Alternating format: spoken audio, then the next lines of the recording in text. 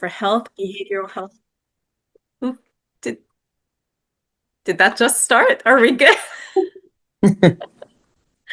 All right. Got one more person coming in. All right. So as I said, thank you for joining us and for your interest in the RFP. I'm Melissa Greenberger. I'm a program director in the New York Community Trust Long Island office, and I'm joined by my colleagues, Esther Locke, who's program director for Health, Behavioral Health, and Human Services in our New York City office, and Lauren Perkins, a program director in our Westchester office. Before we begin the substantive part of today's session, I just want to go through a couple of housekeeping matters. So we'd ask that you all remain on mute during the session. If you have any questions, please put them in the chat. We'll be monitoring that throughout the session and we'll answer questions at the end. We will try to address as many questions as possible, but don't worry, if we get to the end and we can't answer every question, we will follow up with you individually. Also, please keep in mind that we will not be answering questions about specific project ideas. If you have an idea for something and think it's a viable program, we do encourage you to submit a proposal. The info session is being recorded and will be posted to our YouTube channel, and all registrants will receive a link to the recording as well as a copy of the slides from this presentation. And now I turn it over to Esther. Good afternoon, everyone. Esther Locke here from the New York City office. I'd like to take a couple of minutes to share about an overview of the community foundations, and of which the New York Community Trust is one. Community foundations are nonprofits and public charities that is RSI approved 501c3 organizations, just like many of the groups that all of you work for as well. The first one was the Cleveland Foundation, established in 1914. Now there are more than 950 of them across the country. Today, the New York Community Trust is one of the oldest and largest community foundations in the country, each of which is focused on a specific place or region. This year, we turn 102 years old, and our grant making covers 8 counties, including the entire city of New York, the 5 boroughs, Long Island, including Nassau and Suffolk counties, and Westchester. Next slide, please. Unlike private foundations such as the Rockefeller or the Ford Foundation, community foundations are place-based and place-focused, and our assets do not come exclusively from one individual or company. Our grant making is possible because we have funds from thousands of donors, some living and other through legacies. As New York's Community Foundation, our mission is to foster and engage in enduring and innovative philanthropy.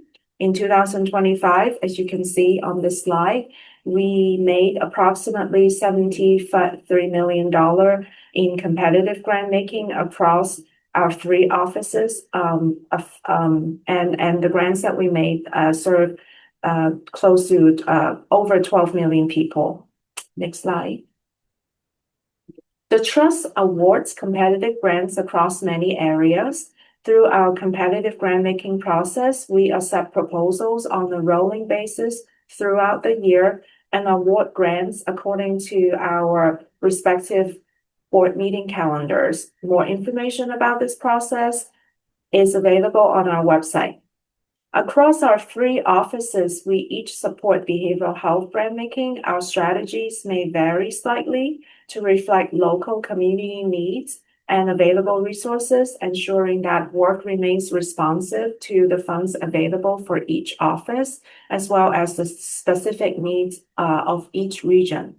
For this RFP, however, we are taking a unified approach, coming together across our region to address a shared and urgent priority impacting all our communities. I'm going to now pass on the mic to Melissa. Thank you, Esther. So as Esther mentioned, each of the trust offices awards grants for projects relating to mental health. And during the pandemic, the U.S. Surgeon General declared a youth mental health crisis. We started hearing and learning about the impact of social media and technology on our young people, whether it was related to anxiety, depression, body image issues, eating disorders, gambling, gaming, sleep disorders, self-harm, or suicide.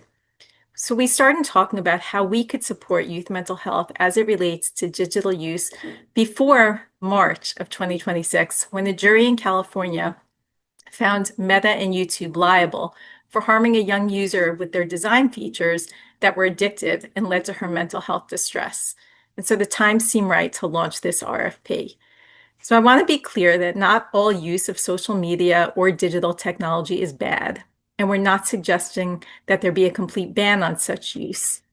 However, although New York State has introduced some regulations, significant unmet needs remain in positioning nonprofits to lead solutions addressing digital overuse and youth mental health. Next slide, please.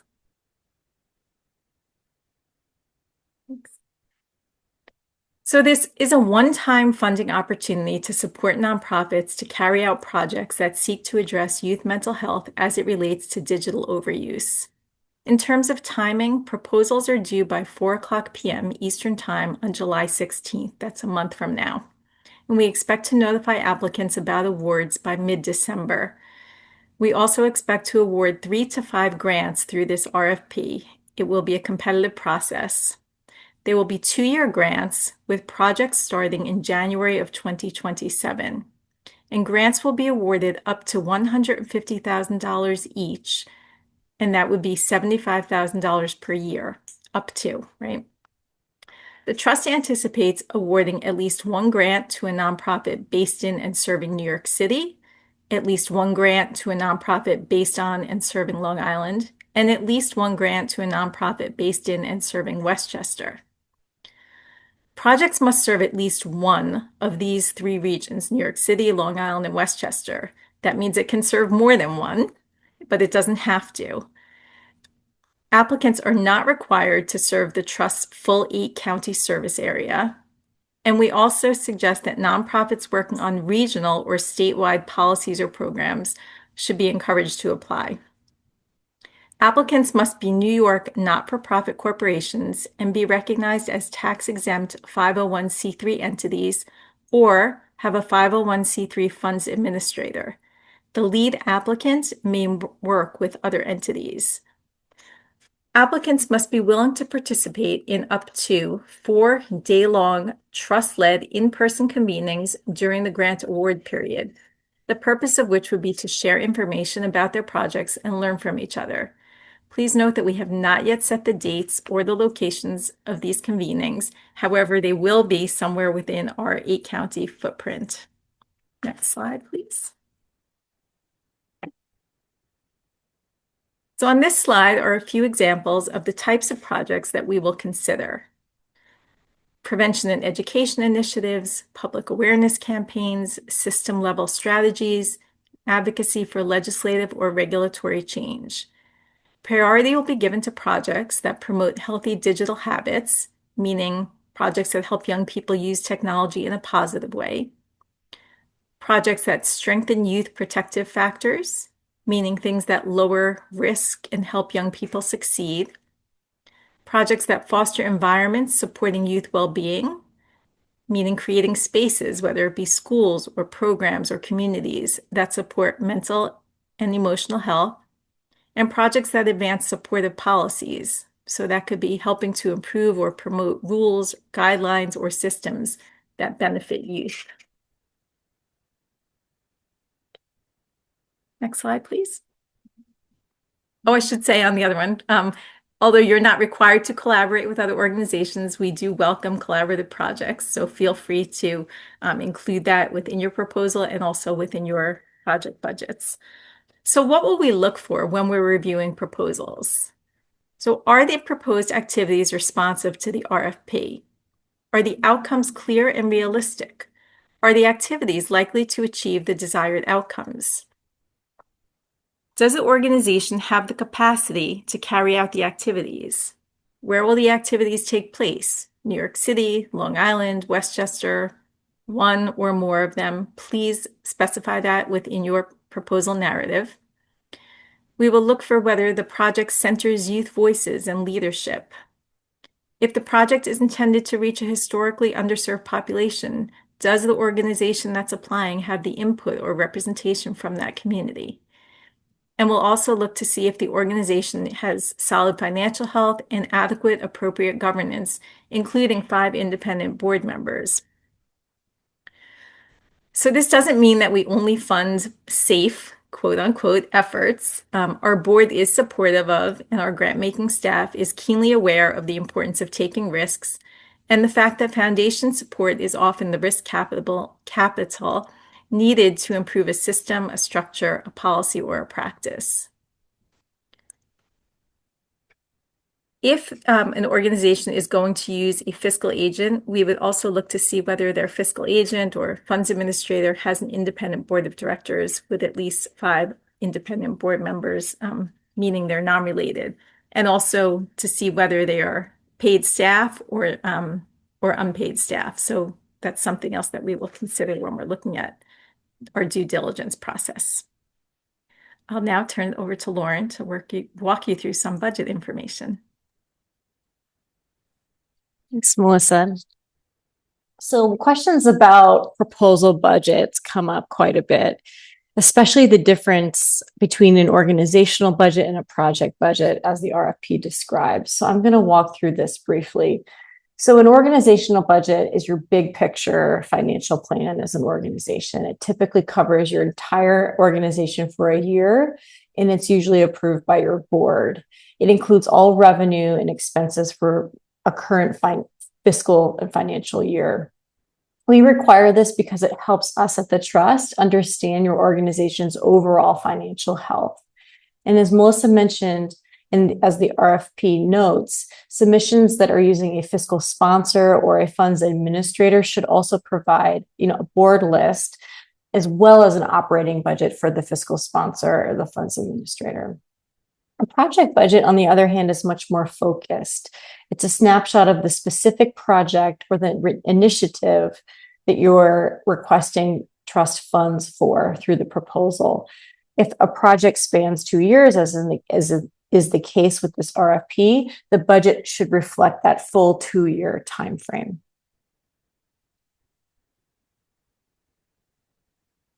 So what are we looking for when we're reviewing project budgets specifically? A couple things to keep in mind. First, the budget should clearly reflect the costs needed to carry out the proposed activities, for instance, personnel or other project expenses. What we're really looking for is a complete and detailed accounting of all anticipated costs of the project.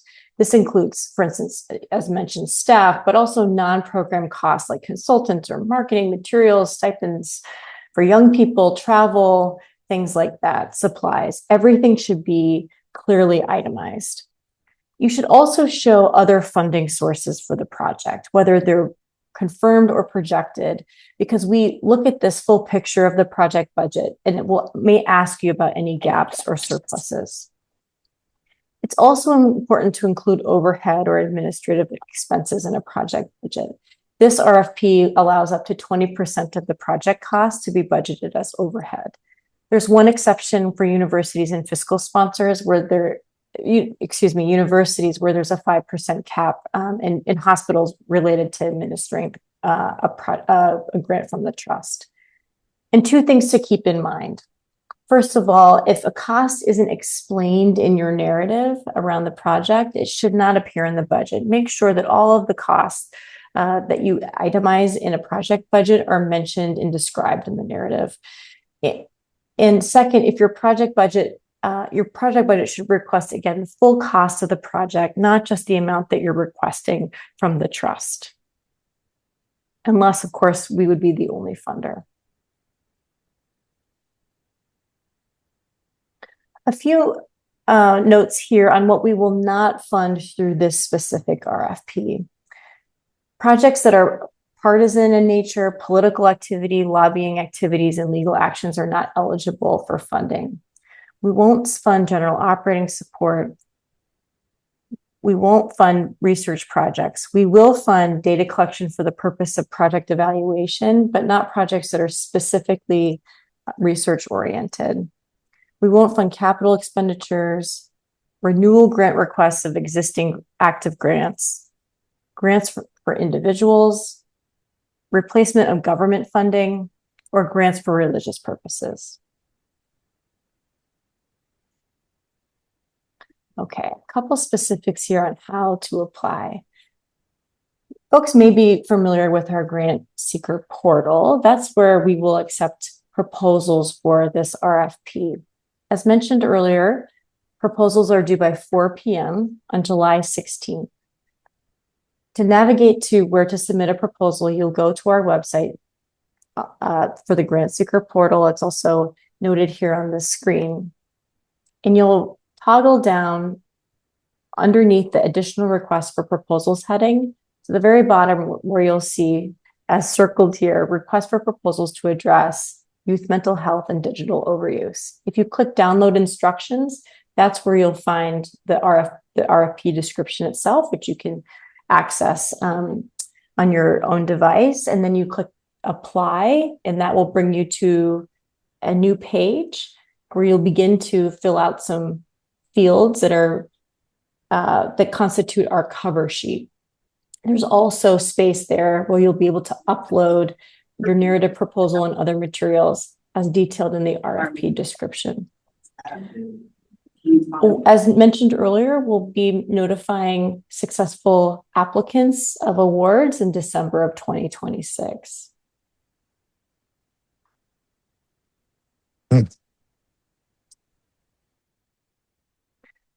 Just a quick note again. So when you click apply, it navigates you to what we describe as our cover sheet. Make sure, because there are a lot of different apply buttons on that grant seeker portal, make sure that when you click apply, you see at the top the RFP to which you're applying. It should say proposals to address youth mental health and digital overuse RFP. If you see that, you'll know that you're applying in the right place. I'll hand it over to Melissa. Thanks, Lauren.